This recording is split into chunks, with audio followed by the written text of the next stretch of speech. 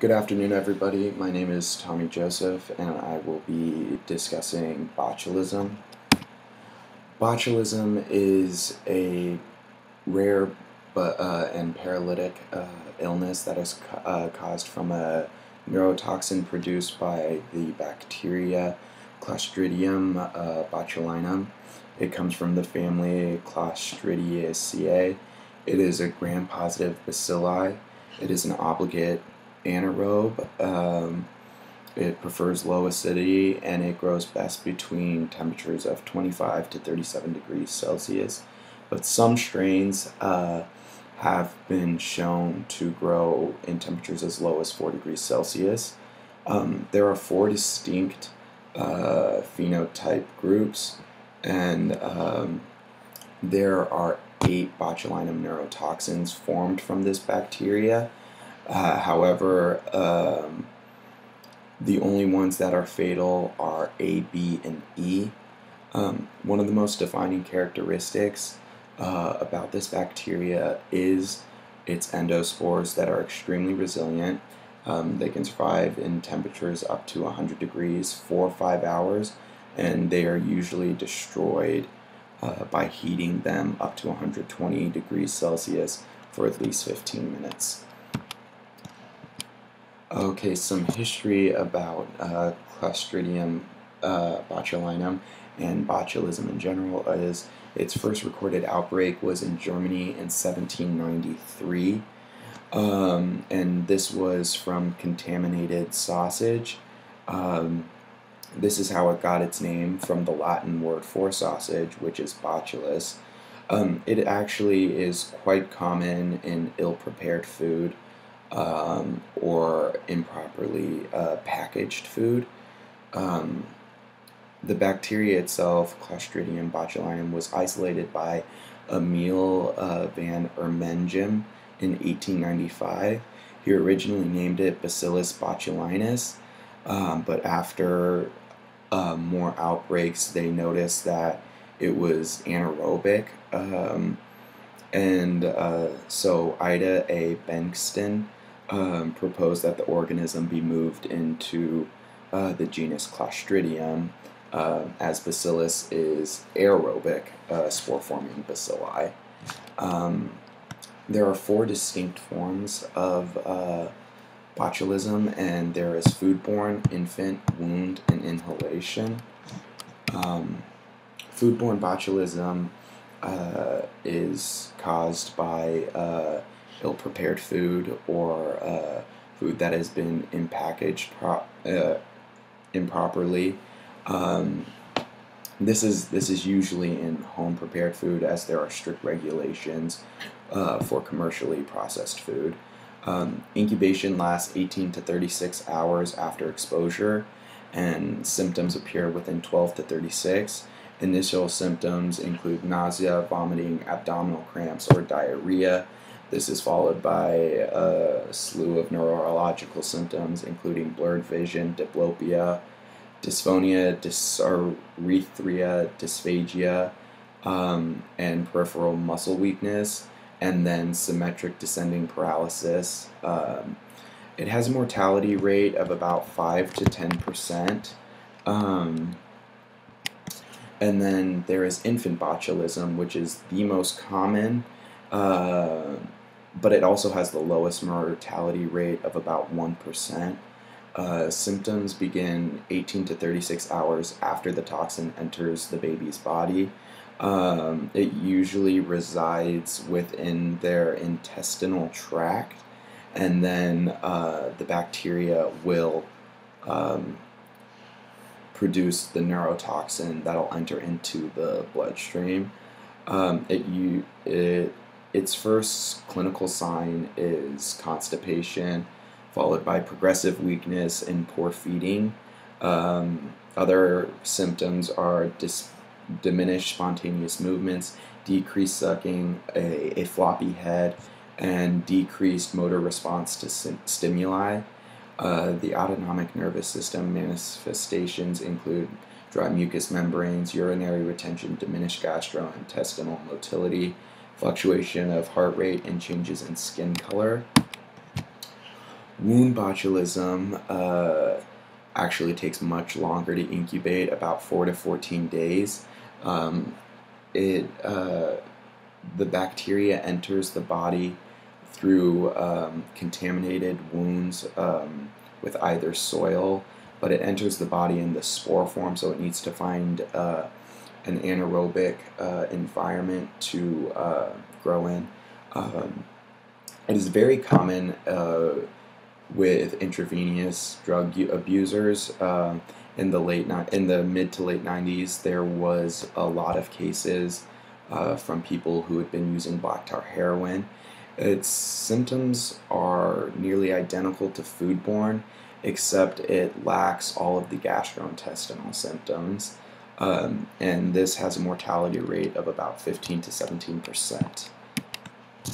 Inhalation botulism is the least common, and it occurs after you inhale an aerosolized version of the toxin. It does not occur naturally. It mostly happens within lab settings where they are using the toxin to form different type of medical use, such as botulinum A is used in Botox in a much more diluted concentration. The toxin is a zinc-dependent protease that cleaves one or more of the fusion proteins by which the neuronal vesicles release ACH into the neuromuscular junction. This toxin acts preferentially on the peripheral cholinergic nerve ending to block ACH, and by blocking ACH you will cause the paralysis of the muscles. The toxin is too large to pass through the epithelial barriers by diffusion, so it's actively transported through the gut lining, and the process by which this occurs involves receptor-mediated transcytosis that does not damage the gastrointestinal tract. However, it gets into the gut, it must actually be it must enter the general circulation for the lethal effects to be manifested. Botulinum neurotoxins are secreted as a single polypeptide chain of about 150 kDa in mass each, which are then cleaved to form a heavy and light chain, which are connected by a disulfide bond. The heavy chain plays a dual role for the neurotoxins. It acts for the binding domain and the translocation across the membranes, while the light chain is responsible for the intracellular toxic activity.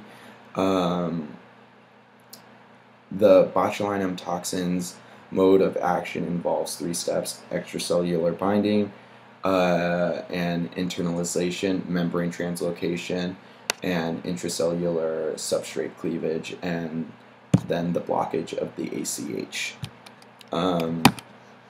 Here is a diagram of the mechanism of the botulinum toxin.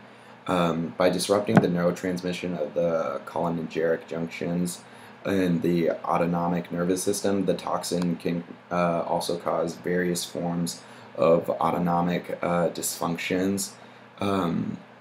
Its most life-threatening potential, however, is its ability to stop respiration by disrupting the neurotransmission in the diaphragm and intercostal muscles. Diagnosis is usually from the patient's history and the symptoms exhibited. However, there are a few other diseases that exhibit similar symptoms, such as the Guillain-Barré syndrome, stroke, and myasthenia gravis. The doctor will then usually order tests to either rule out the previous diseases or confirm that the botulinum toxin is in the system, or that there are spores in the body. It can be detected through a serum, stool, the food implicated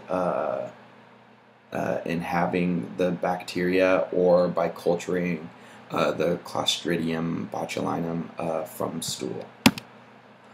Treatment, it can be treated with antitoxins that block the action of the toxin circulating in the blood.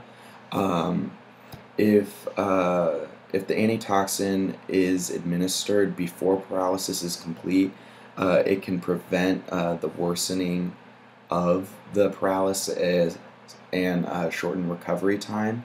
In foodborne, physicians would usually try and remove any of the contaminated foods still in the gut. And in wounds, in wound botulism, it will usually be treated surgically to remove the source of the toxin-producing bacteria, followed by administration of antibiotics. In severe cases, however, there will require a lot of supportive treatment, especially if the respiratory system has been affected, in which case you will need ventilation, and this can take, you can require this for weeks to months, and you may not even fully recover for up to a full year. There is a vaccine that is available, but it's rarely used because its effectiveness has not been fully evaluated, and it has demonstrated negative side effects. So here's a timeline from 1998 until 2008. As you can see, there's been 3 major outbreaks. One was caused by the Alaskan food